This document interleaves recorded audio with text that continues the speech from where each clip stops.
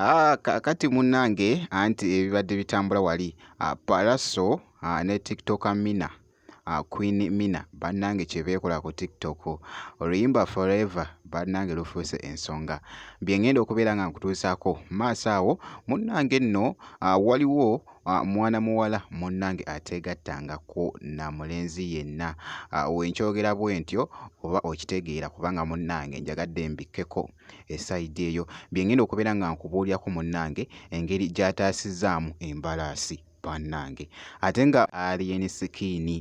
alaze ettabbu ngenda kubeera nga nkubuulyako mu maaso awo bannange VJ Junior oh my god bengenda okubeera nga nkutuusaako mu maaso awo kakasa nti no video ogimpya like kosa ate n'okusubscribinga kasita obeera nga tonnaba kati kansoke nkutegeezeko munnange wali omuyimbi Pallaso munnange obutambi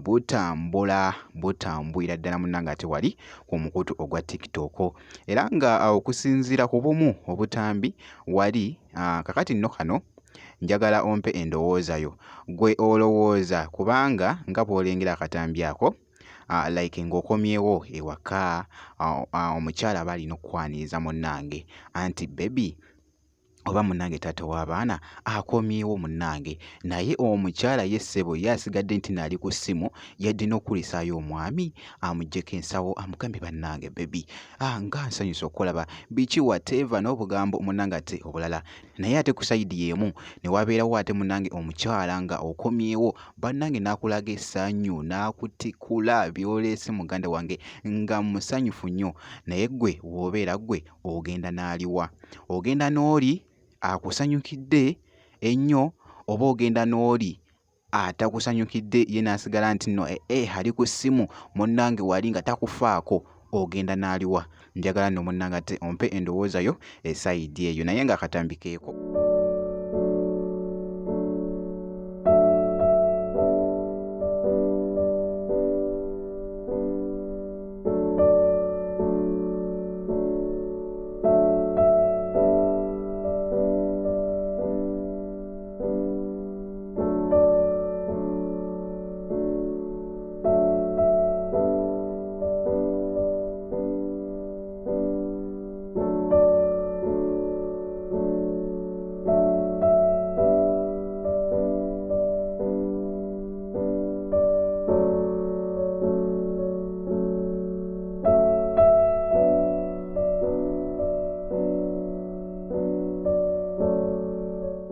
munnange akatambikeeko ku mwana mulenzi ono Pallaso kaazannyo wali mu luyimba lwe munnange lwali mu kuseetinga olwa Forever era nga bw'olengera kakati nno embeera bwetyo bwebadde mu katambi ku mwana mulenzi munnange ate Pallaso nkugambye oluyimba ali luseetinga era nga essaawa yonna munnange ate alufulumya esayidi eyo sigenda kubeera nga ndwawo ate kankuggyeyo keeyo kakati akatambi akabadde katambula ku mukutu ogwa TikTok kabadde kafuuse ensonga bannange kubanga kafunye ba views abawererako ddala miliyoni na miliyoni kakati nno mwana muwala munnange mbeerera munnange nga bw'ogezaako okulaba embalaasi wali ebadde etawa oba ebadde ki munnange oba ebadde ki munnange naye nga okusinziira wali mwana muwala munnange ateegattangako na mulenzi yenna whatever saagala byogera nnyo kubanga munnange mubeeramu abaana abato ababa bali mu kulaba wano ku Jaminat Yogi naye nga munnange n'agitaasa munnange nga bw'olabaawo naye ggwe ddala gw'olowooza nti nno ddala kituufu ekintu kino mwana muwala ono ddala kituufu ataasizza embalaasi eno nga bw'ogiraba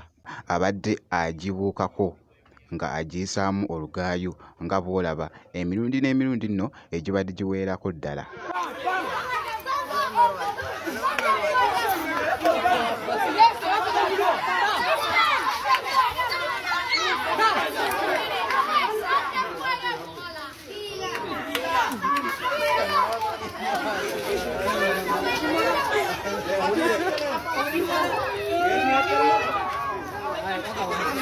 ala tachiano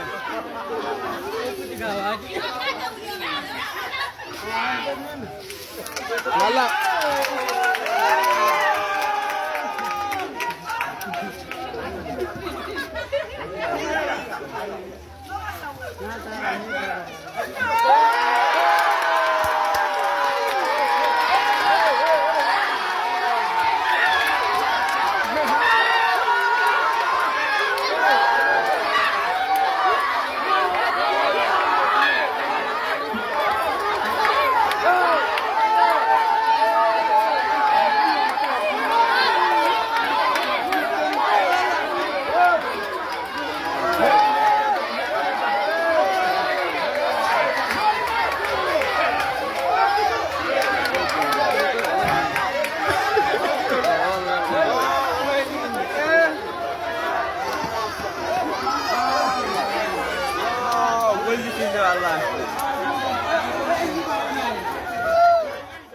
naye nga munnange byebyo ate esayidi eyo bibadde bitredinga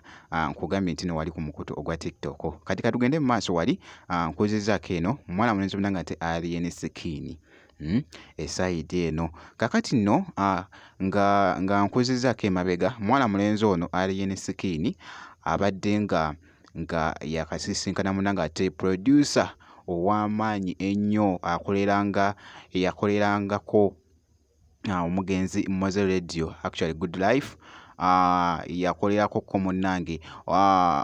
abayimbi abanene ba Chameleone kwose n'abayimbi bangi nnyo actually ye producer omu ku banene abakyasinze munnange ati abategeera endongo y'omuziki kakati nno Washington munnange Alien Skin abadde nga yamuleese dda mu studio y'essebo muganda wange era nga bibadde bitredinga wali ku mukutu ogwa TikTok kw'ossa n'emikutu emirala munnange yakikuttemu mu luyimba lwe munnange lubaalo owange naye nga mwana mulenzi ono munnange jjukira nti nno actually abadde yakata vidiyo ye era nga ngirengeddeko ku mukutu ogwa YouTube abadde nga agitadde naye ng'era ku sayidi y'emu nga nkyali ne mwana mulenzi ono munnange ate Alien Skin kakati no Vijay Junior munnange wali avuddeyoko wali mwana mulenzi ono Alien Skin avuddeyoko n'ateekayoko wali akatambi nga bw'okalengera awo munnange Vijay Junior abadde ayogera awo mu firimu zaawo muganda wange mpuliddeko kakagambo fangoni awo muganda wange n'omukulu Alien Skin era abadde atuuka mu mmotoka singa ogezaako okwekkanya bulungi akatambi ako. Agamba nti waliwo engero z'ebyafaayo ezookera ku bantu abaazaalibwa nga balina ekitone mu kukola omuziki ogwa namaddala. Omuziki gwabwe nga gusobola okuyuza akakaaya akabikka wakati w'obulamu ng'ogasseko n'okufa. Omuziki gwabwe gwakoowolanga emmandwa ez'ebyayita ng'ogasseko n'empewo z'eby'omu maaso. Era bajjajja b'omu Island abantu bano bateranga bayita bafango. Bajjajja okuva mu Red Indian bateranga bayita ba fire keepers abantu bano. Bwe tujja ku ttaka lya Afrika waneeno ku West bo bateranga bayitanga mandwa babeerangako empewo ez'enjawulo. Ekitone kyabwe eky'okuyimba kyali kisobola okuyamba abantu ku kyalo ne bawona ebizibu.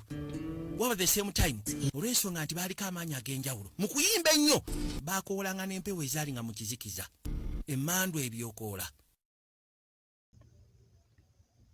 Byebyo nno munnange ate ebitambudde esayidi eyo bwe nti bwenkoze ate okucekinga ku mwana mulenzi ono munnange ate Alien Skin bwe nti bwenkoze ngenda kubeera nga nkomawo ku maaso eyo katono nnyo bwe nti.